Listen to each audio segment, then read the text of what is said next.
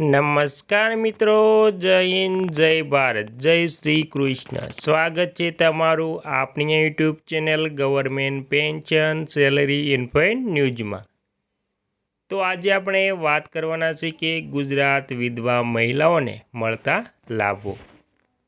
તો વિધવા મહિલાઓને આવતીકાલથી 3 નવી સહાય મળશે। પહેલાં આ કામ ફટાફટ કરવું પડશે। તો વિધવા મહિલાઓ માટે સારા સમાચાર છે। તેમને જે સહાય મળતી હતી તેમાં 3 નવી સહાય મળતા તમામ વિધવા મહિલાઓને સૌથી મોટી ભેટ જાહેર થવાની છે। પરંતુ પહેલાં તેમને ફટાફટ આ કામ પતાવવું પડશે।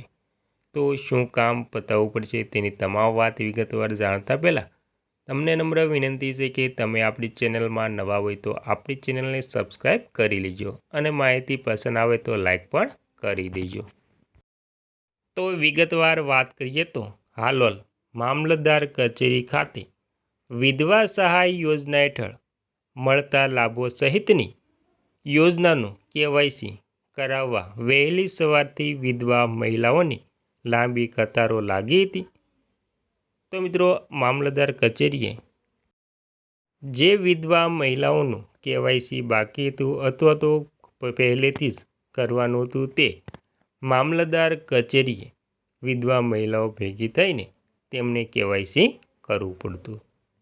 ત્યારબાદ વાત કરીએ તો કેવાયસીને લઈ હાલોલ મામલતદાર કચેરી ખાતે વિધવા મહિલાના ફોર્મ ભરવા સહિત યોજનાનો લાભ મળતો રહે માટે કેવાયસી કરવા વહેલી સવારથી મહિલાઓની લાંબી કતારો લાગી હતી। સરકાર દ્વારા યોજના હેઠળ માસ દીઠ ₹1250નો લાભ મળે છે। રાજ્ય સરકાર દ્વારા સહાયનો લાભ લેવાના ફોર્મ ભરીને અંતિમ તારીખ 31 જુલાઈ જાહેર કરાઈ હતી। ત્યારે ગ્રામ્ય વિસ્તારમાં જરૂરી માહિતી અને અપૂરતા દસ્તાવેજોને લઈ અનેક મહિલાઓ યોજનાઓ લાભની વંચિત રહેતી હોવાથી મોટી સંખ્યામાં આવેલી મહિલાઓની હાજરી સાક્ષી બની હતી। કચેરી ખાતે યોજના ફોર્મ અને કેવાયસી કરવા માટે મોટી સંખ્યા મહિલાઓ આવતા હતા।